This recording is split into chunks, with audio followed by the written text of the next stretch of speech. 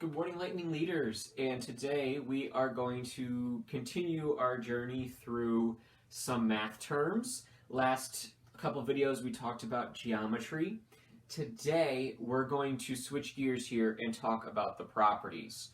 Now, this is something that has been showing up time and time again in our multiplication and our division work.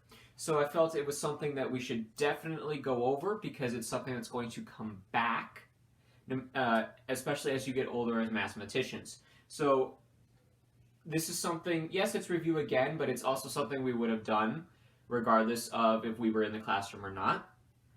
So without further ado, let's begin. Today we're going to talk about three properties. Now, these three properties only work with addition and multiplication. So keep that in mind, that these won't work with subtraction and division, but they will work with addition and multiplication. Let's jump into the first one. The first one is the commutative property.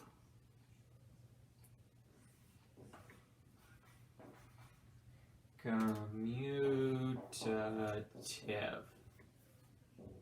property.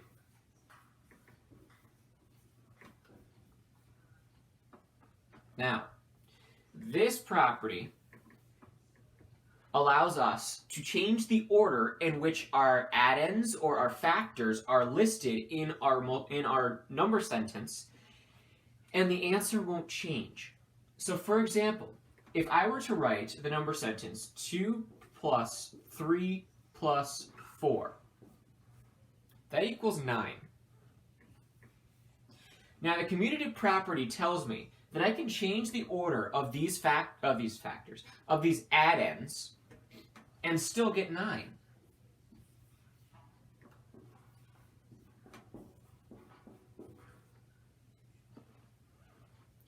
Two plus 3 is 5, plus 4 is 9. 4 plus 2 is 6, plus 3 is 9. So we changed the way that our addends are written in the number sentence, but our answer, our sum, is still 9. And I'm allowed to do that because of the commutative property. Now this also works with multiplication. If I were to write a multiplication sentence that, 2 times 3 times 4. Let's see here, that equals 24. 2 times 3 is 6, times 4, 6 times 4 is 24. I can rewrite the order of these factors.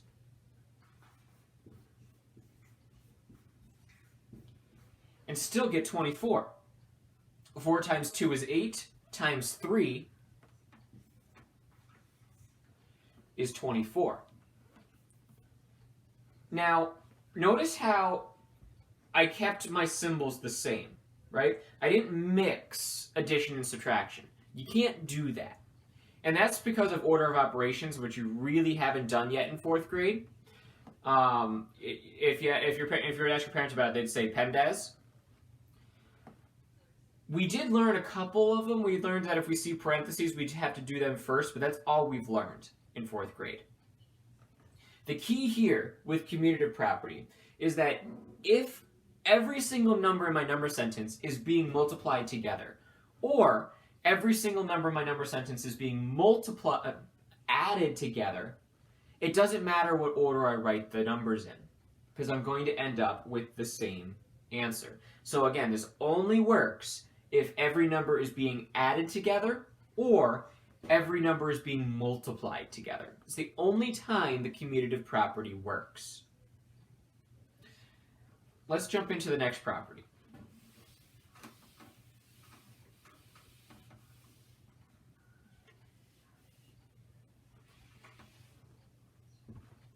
The next property is the associative property.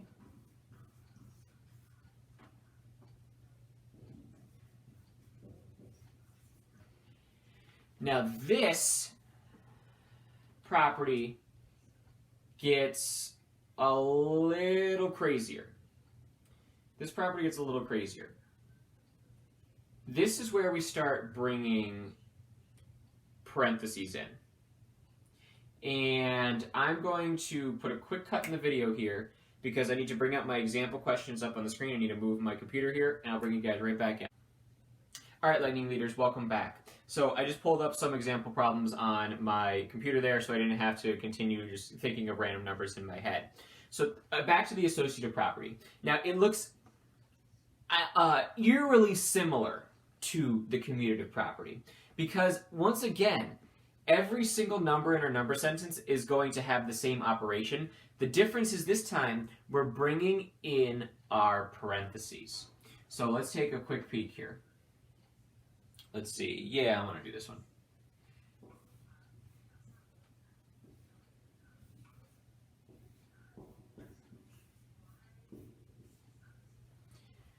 Now, this is where the parentheses play an important role here.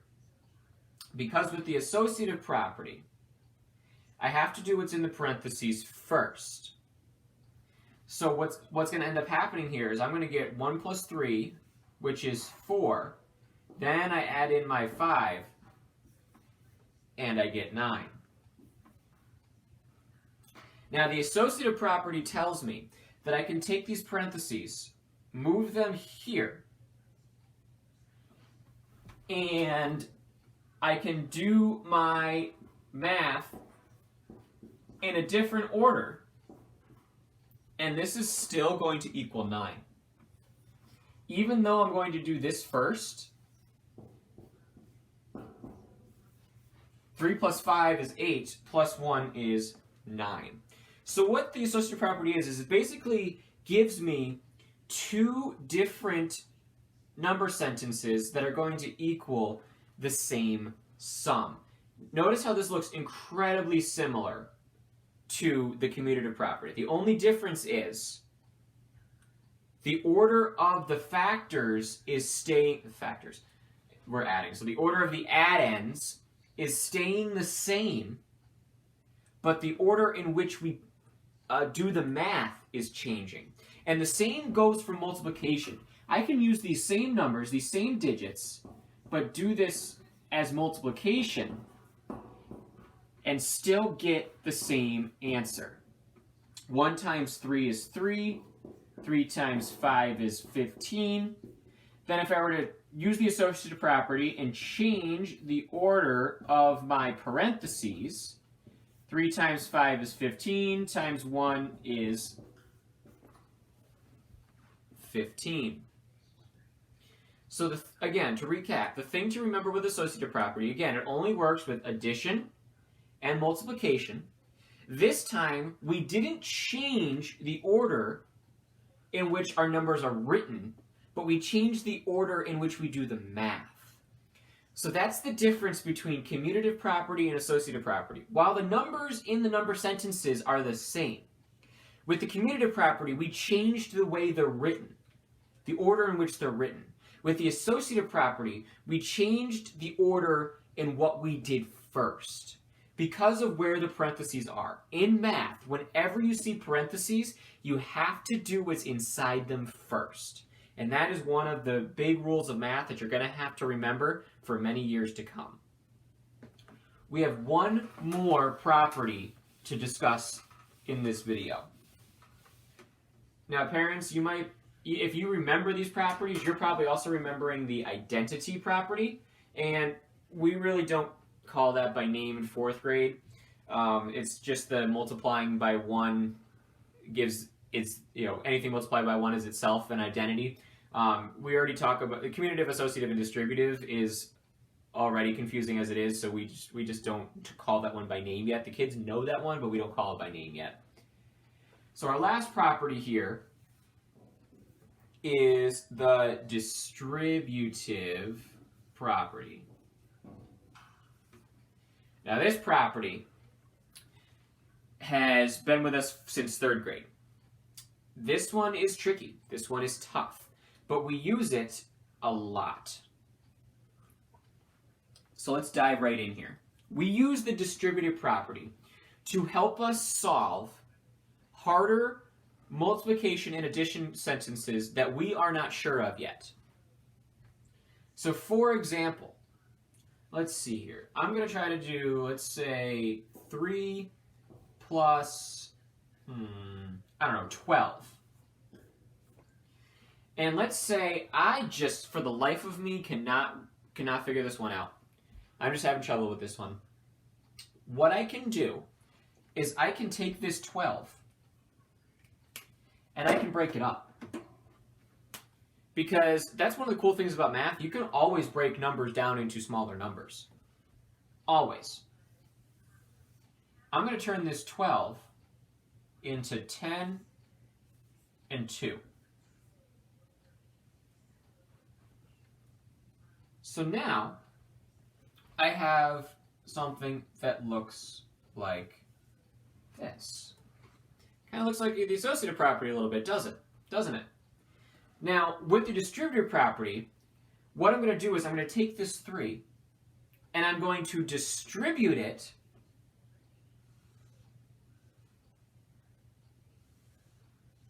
to both of those numbers. So now I have 3 plus 10 and 3 plus 2. These are nicer addition sentences. 3 plus 10 is 10. 3 plus 2 is 5. Oh, 10 plus 5 is a much, much nicer number sentence than 3 plus 12. Especially when I'm first learning how to add. So what the distributive property is we take our bigger number, we split it into smaller numbers so that we have nicer facts to work with to help us find the answer. Now this was an example with addition. We're going to try one with multiplication right now. So I'm going to erase this. Now we're going to do a distributive property question with multiplication. So let's say I'm trying to figure out, I don't know, 7 times 4. 7's a big factor to start with. If I'm just learning multiplication, the distributive property is a great way to help me figure this out. I'm going to break my 7 into some smaller factors here.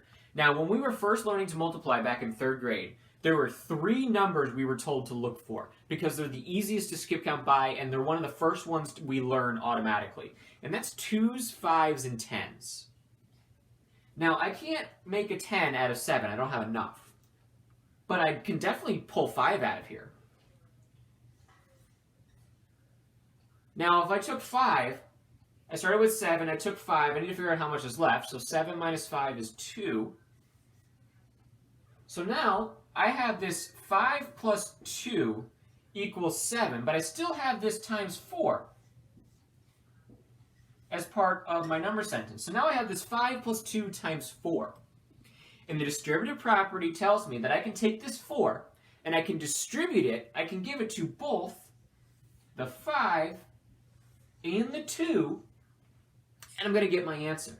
So when I rewrite this, I'm going to end up with something that is 5 times 4 plus, I shouldn't write the 4 first. I should write the 2 first. Keep it in order.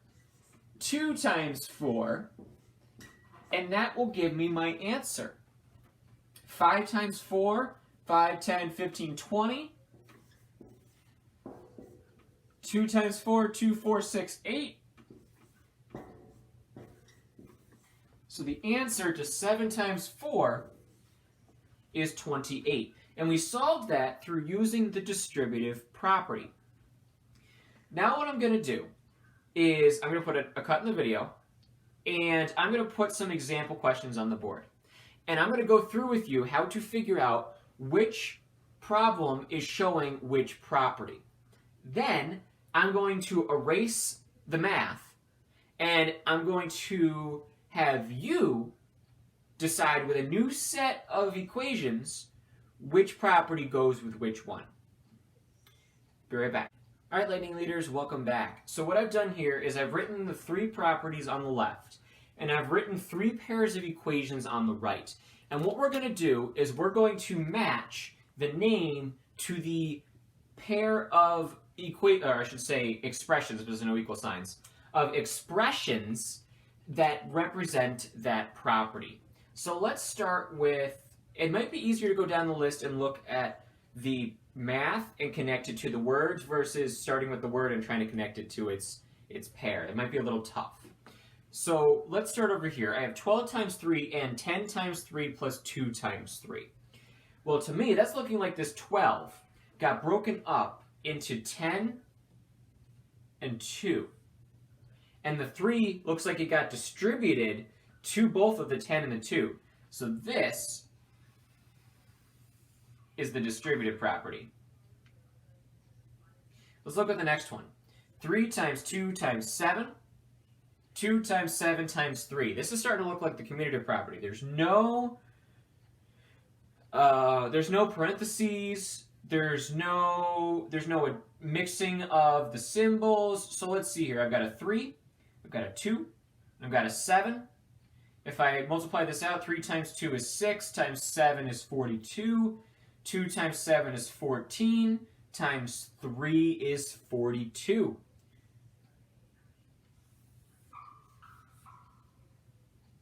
Commutative property. Which leaves us with the last ones. Let's just double check to make sure before we draw the line and say we're done. We have 6 times 3 times 2, and there's these parentheses here. And then again, 6 times 3 times 2, and the parentheses got shifted. So this is 18 times 2, this is 6 times 6, which is going to give us an answer of 36 both times. It is the associative property. Now what I'm going to do is I'm going to erase these arrows, I'm going to write new numbers here, and it's going to be your job to connect the property to its matching equations. Be right back. All right, Lightning Leaders, your job is now going to be to match the math to its property. So you have to think about what each property means, what they look like, and match it to which of these pairs of equations here. Just like we did on the last little bit. And if you forget what any of the properties mean or look like, just rewind the video to any point where I'm talking about these 3 properties and look at the examples we're doing, and they'll be able to help you figure them out. I look forward to receiving your answers if this is the video you choose to respond to. Properties are super important, so even if you don't respond to this video, make sure you watch it because this one's super important. See you guys next time.